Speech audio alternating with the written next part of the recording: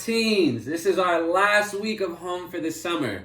I know it's been a long summer, but I hope that you've enjoyed this, and I hope this has brought a little bit of fun and a little bit of help to your life.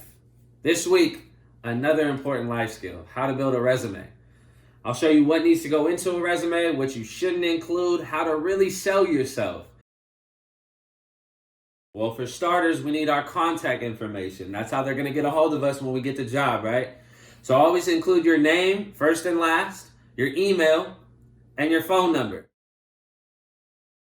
List your education. So list all education that's relevant for this position. If you're in high school, just list your high school, but you can list what you've taken that is relevant. And you want to list most relevant to least relevant. So if you're in junior college and at CSM, list CSM first, and then you want to go to your high school. You always want to include the college or high school name, what year you graduated, what your degree is or what you're studying. For high school, it can be general education, and the address. Professional history or experience. They both mean the same thing. You can choose which one you prefer.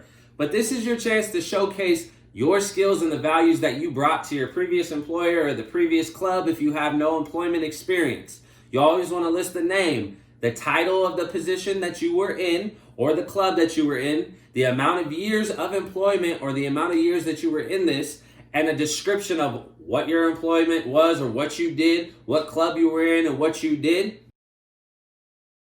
Relevant skills and certifications. So this is a chance to go through, read the job description, show that you paid attention, and list any relevant skills that you have that align with what the company is looking for. And also list any certifications you may have.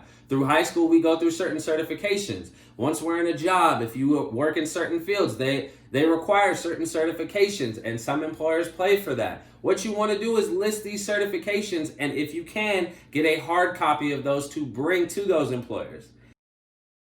List any additional accomplishments. These can be personal or with work experience or even in a club. If you have a high GPA, list that. If you've done volunteer work, list that. If you were an athlete and won awards, list that. This is your chance to mold your whole resume into one. Finally, a pro tip. Have references available. I would try not to use our parents, as that's really not professional. But if you have a family friend that you've babysat for, or a teacher that you really liked and did work for, and they know who you are as an individual and can speak highly of you, those are the type of people you want to know and want to use. A reference is to build off of what you already showed them through your resume. So make sure you choose wisely. When you're submitting your resume, always submit it with your first, last name, and resume. So for me, it would be Anthony Calvo resume. This allows employers to know you when they see your name. Next, you want to include a quick summary. This is your selling point. So what you want to do is really sell yourself. It's 1 to 3 sentences on who you are and why you're qualified for this position. One note that I took is an objective and a summary is different in this. An objective states your short-term goals for this position, while a summary shows your past experiences. So any job experiences you may have had, or volunteer experience if you haven't worked. Hopefully this helped, and if you have any questions, please feel free to reach out.